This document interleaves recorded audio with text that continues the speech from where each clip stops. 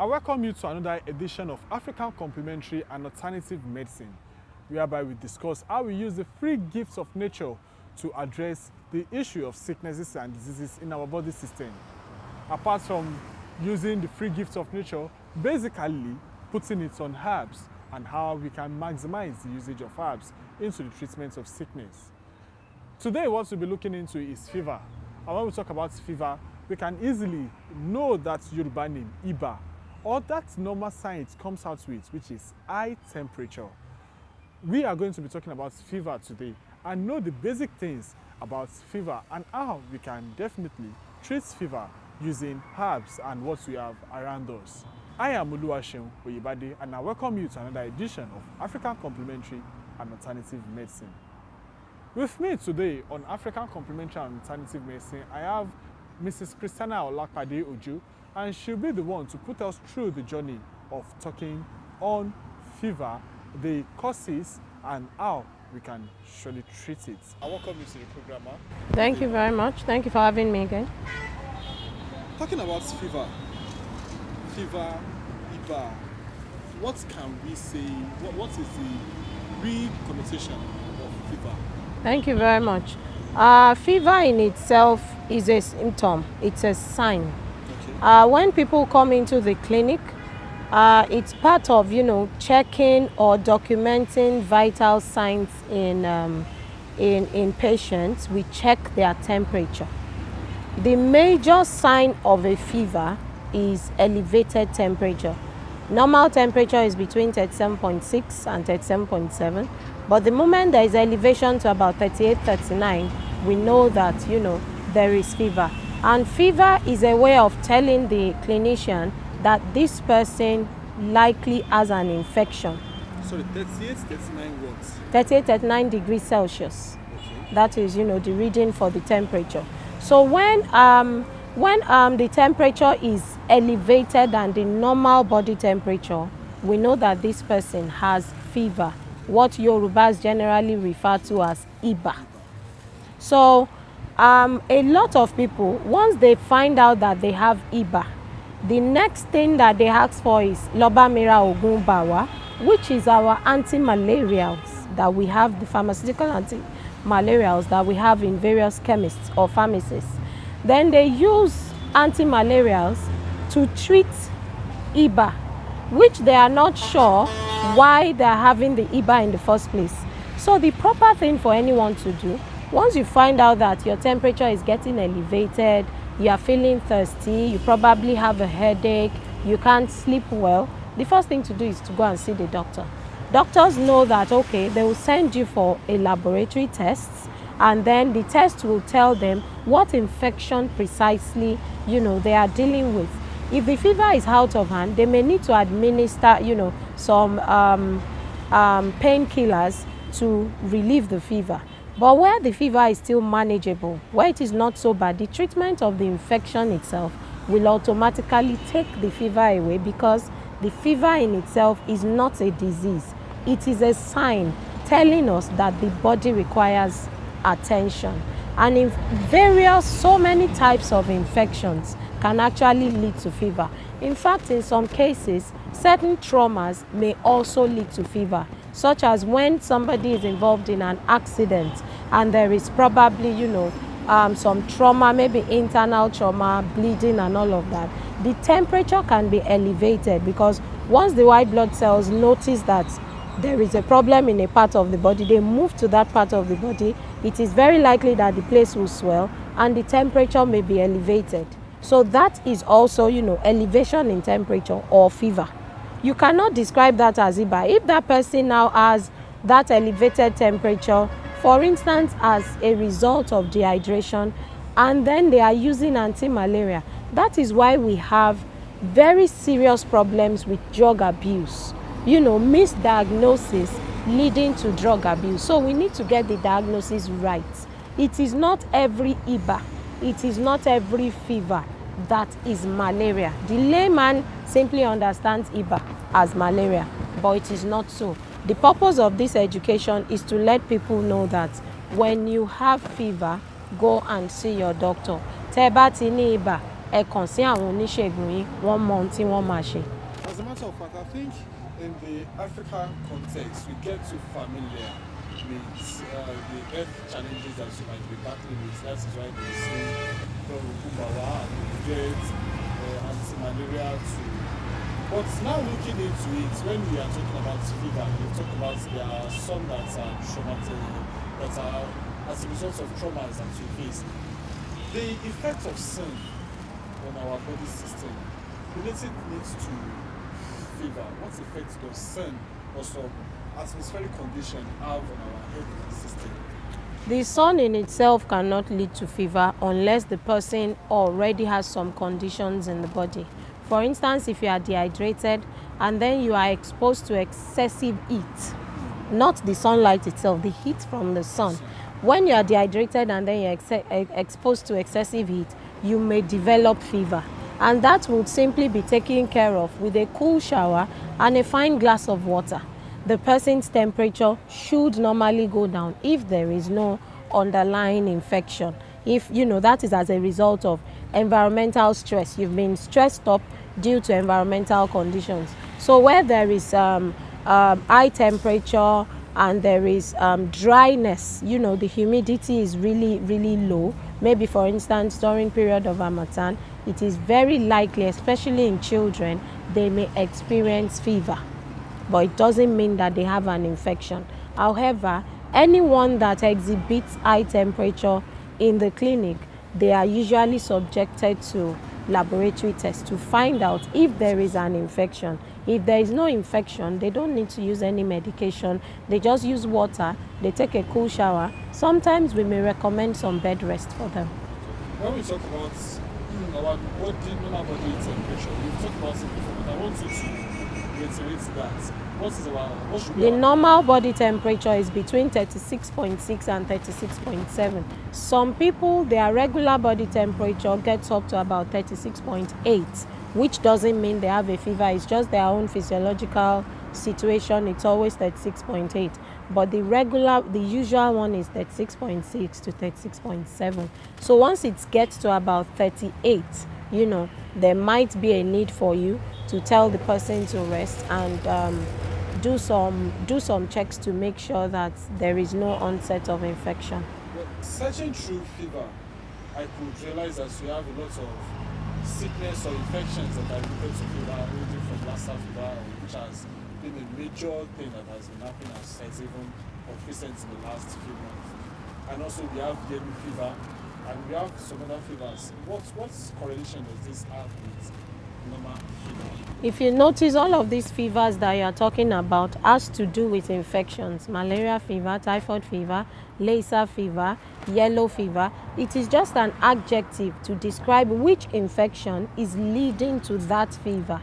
For instance, look at yellow fever. You find out that the sclera will be yellow, the urine is yellow. Yellow fever is even a very wide subject on its own because, if it has not been tested to find out that this is yellow fever, at times, there could be some leakage, some hepatic leakage, and then there's excessive bilirubin in the body, and the person may exhibit yellow urine or yellowing sclera, which may be wrongly diagnosed if only physically examined, may be wrongly diagnosed as yellow fever. It could actually be hepatitis B, because that is also something that has to do with the liver and leaking of bile into the blood. And this is why, the test we are talking about is very effective. Imagine that someone has hepatitis B and is being handled as yellow fever. That is quite life-threatening. That is why you must never rule out the place of laboratory tests. Every single fever must be investigated to know what infection is causing that fever. Now, the major symptom of fever is the body temperature. Body temperature and dehydration. And in more scientific description, elevation of the bilirubin level, which causes the darker coloration of the urine, which simply points at dehydration. Because when you are dehydrated, it's very likely that your urine would be darker yellow. So, that would show that. That's why a lot of people, once they see that the urine is yellow, they just assume they will start administering Ogunba, which is Ogunba in layman's language is the anti-malarials, or in some cases they start to treat yellow fever simply because the urine is becoming is dark or is yellow. There are so many things that may contribute to this anomaly in the body, and the only way to be specific about it is to carry out investigations, laboratory investigations. Without laboratory investigations, the case of drug abuse in the subjects of IBA or fever will continue to ravage us. Well, before going into the basic things that we can use in the treatment of fever when we have it, what are the... Okay, have you realized that our temperature is high today, tomorrow? What are the simplest things that can be done for us to get relaxed and maybe get rid of it? The first thing to do when we have a fever, like I said, in case you are not close to a clinic, take a shower and have a cool glass of water. And in a situation where you have a carer around you, you can request for a plate of pepper soup prepared with turmeric. That is usually very effective for, relieving feverish symptoms. And as soon as you are able to get yourself to a clinic so that the doctor can find out what is responsible for that fever, and as soon as they find out, the thing is they must treat that infection to remove the fever. So once the infection is being treated, just make sure that you are well hydrated. That is why we always say that water is the simplest medicine. Water alone is able to take care of fever in itself, because if you keep rehydrating yourself or you choose to use the water therapy of 200 ml of water maybe every 2 to 3 hours, you will find out that first and foremost, the color of your urine is going to lighten up. The headaches, which also accompanies fever, I didn't mention that. When people have fever, what we notice is elevated temperature and headaches, which of course is expected. When you are dehydrated, it's very likely that you're going to have a headache. So when you start taking the water therapy and you shower regularly, maybe once you see that your body temperature is going up a little again, you go into the shower, have a cool shower, not a warm shower, to help to reduce the body temperature. Take water, eat well, especially with the turmeric pepper soup, and then make sure you visit the doctor so that they can actually focus on the infection, because once the infection is no more there, then you can be sure that your fever will subside. On the lighter note, I feel comfortable with that turmeric pepper soup. Is it fish Of course. pepper soup or pepper soup? The protein in this case does not have any effect on the therapeutic value of the pepper soup. Okay. The therapeutic ingredients in the pepper soup are the chili pepper, the turmeric, and maybe sometime we may add some alligator pepper as well. Because I know someone that may get on to use pepper soup once they are having high temperature today, and they excuse that, well, we've had it on Africam that we can easily use pepper soup and now be clamoring for fish pepper soup or... You can actually add the protein. You can actually add the protein because, in traditional medicine, we always say that omode omogun, okpe lefo. Efo in the sense that, our food is our medicine, so that medicine will not become our food. When you eat your food as medicine, when you eat therapeutic food, it will serve two purposes.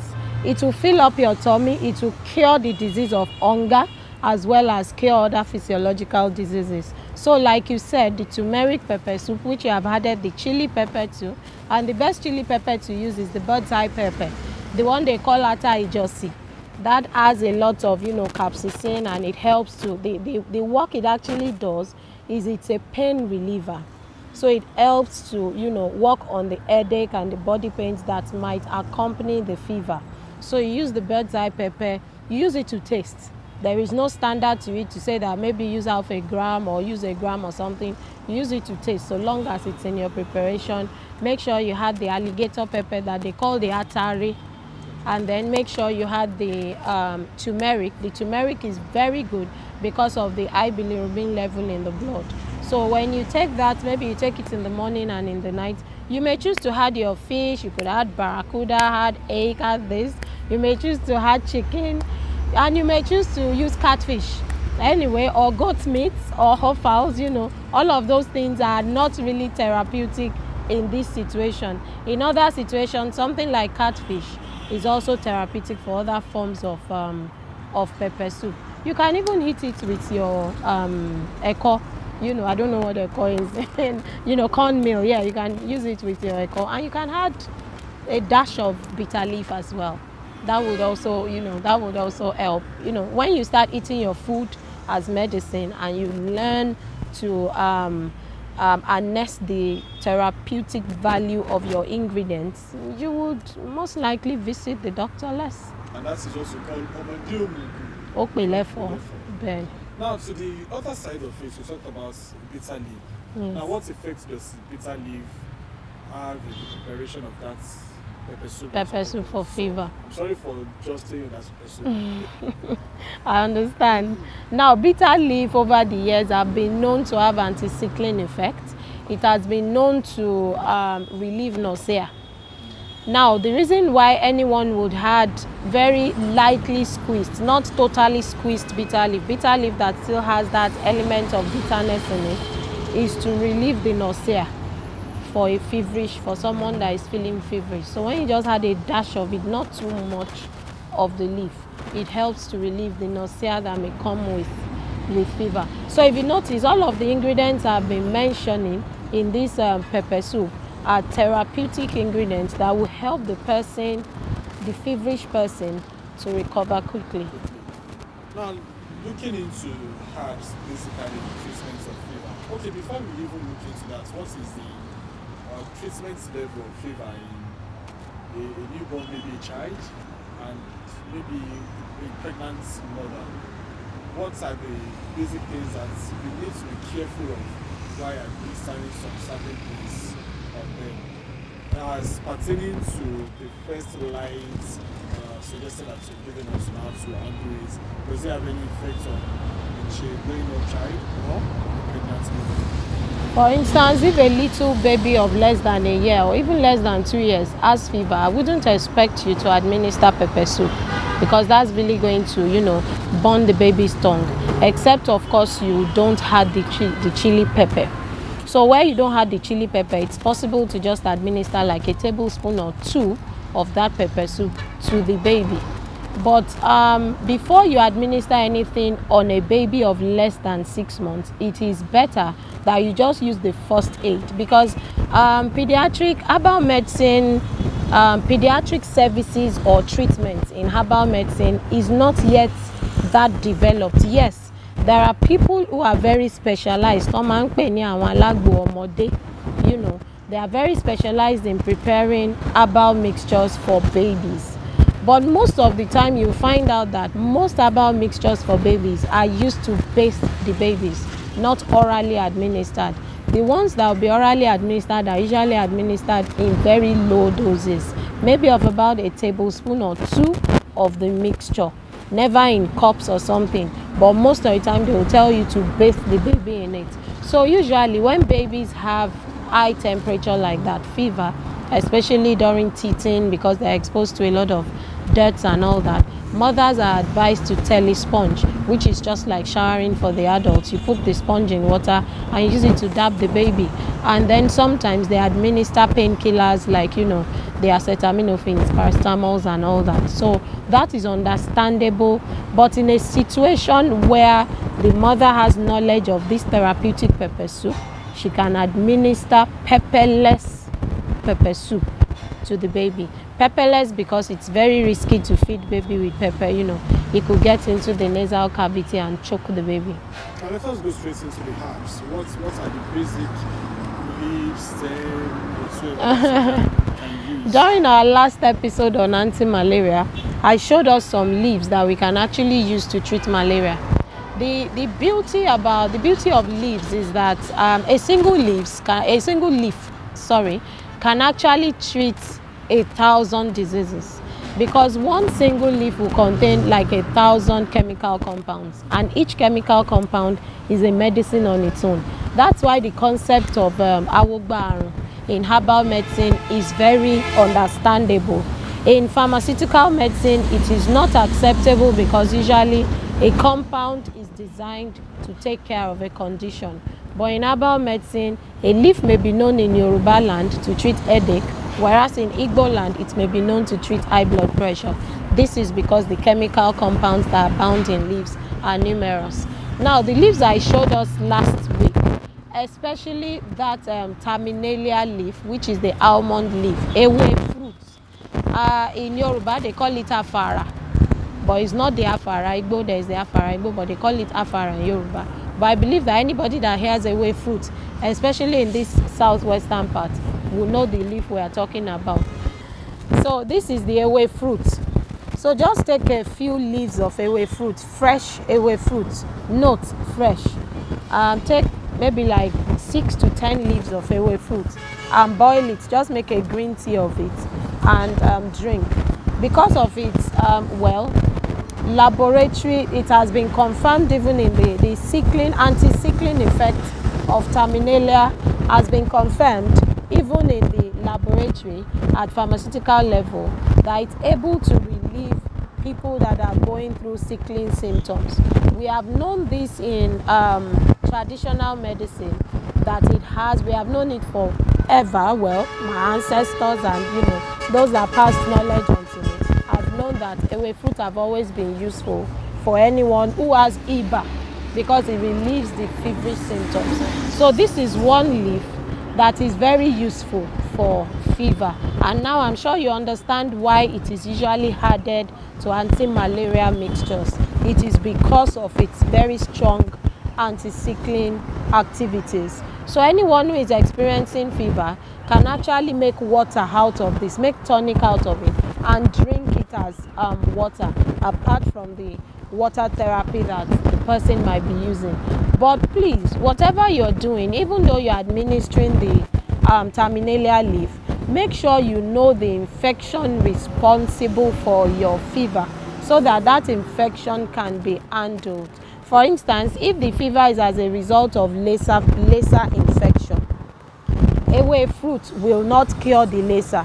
It will relieve the fever will come back because the laser infection is still in that person. The same thing with malaria. That's why it seems sometimes that people abuse medication and they just keep using medication and they don't see the effect. It is because they are not treating the root cause of the symptom that they are seeing.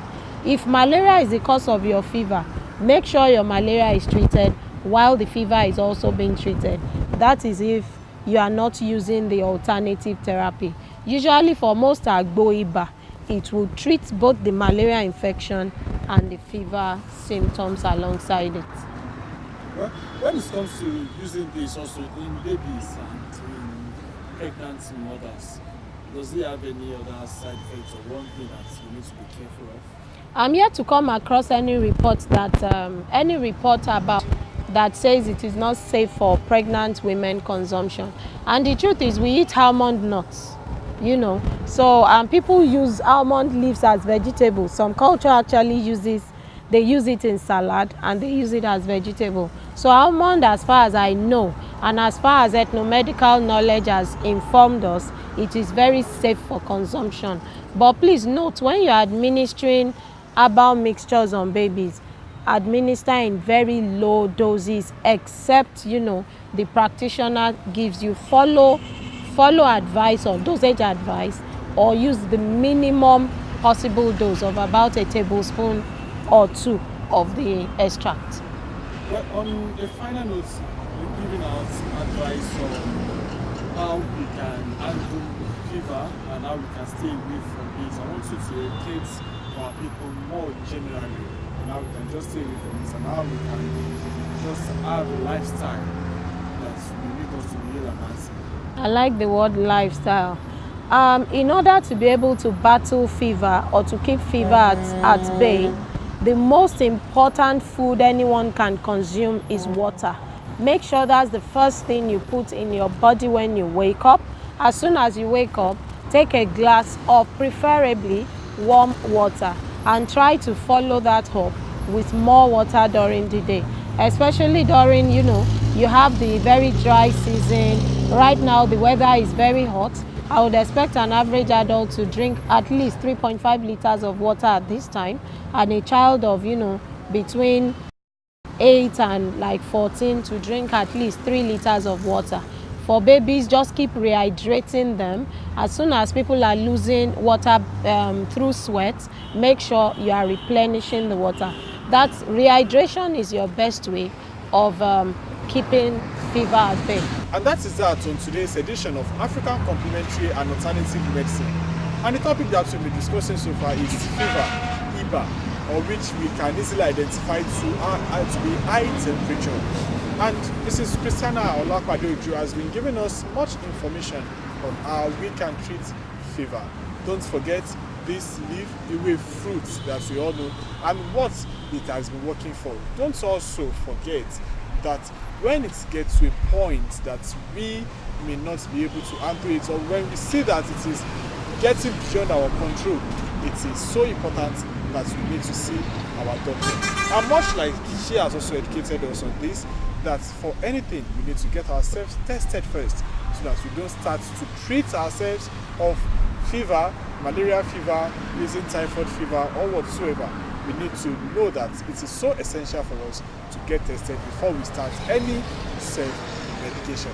I want to appreciate you so much for being a resource person to us on African Complementary and Alternative Medicine, especially this exciting information that you've given to us. Information is, I don't know, we cannot pay for it. It's power. Knowledge is power. Knowledge is power. Thank you so much for sharing that knowledge with us. We appreciate you so much, ma'am. And till next edition of African Complementary and Alternative Medicine, where we'll be coming your way with another exciting topic. I am Oluwaseun, Oyebade, and do have a wonderful day.